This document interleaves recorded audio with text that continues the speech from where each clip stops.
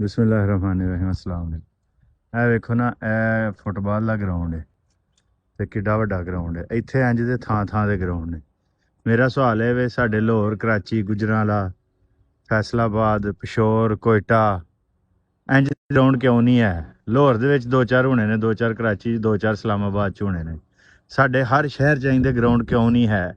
ਇਹਦੇ ਵਿੱਚ ਸਾਡੇ ਕਮਿਸ਼ਨਰਾਂ ਦਾ ਕਿੰਨਾ ਕੁ ਖਰਚਾ ਆ ਜਾਣਾ?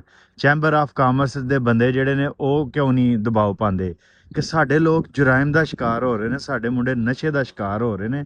ਉਹਨਾਂ ਵਾਸਤੇ ਖੇਡਾਂ ਦੇ ਮੈਦਾਨ ਕਿਉਂ ਨਹੀਂ ਬਣਾ ਰਹੇ?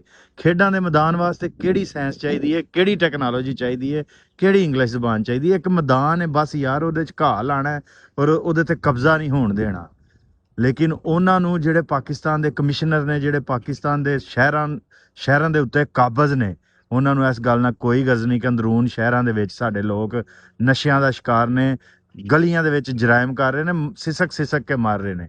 ਇਹ ਜਿੰਨੀਆਂ ਆਜ਼ਾਦ ਕੌਮਾਂ ਨੇ ਆਪਣੇ ਬੱਚਿਆਂ ਨੂੰ ਖੁੱਲੀ ਸਹੂਲੀਅਤ ਦਿੰਦੀਆਂ ਨੇ ਖੇਡਣ ਦੀਆਂ, ਖੇਡਾਂ ਕੌਮ ਨੂੰ ਸਿਹਤਮੰਦ ਬਣਾਉਂਦੀਆਂ ਨੇ।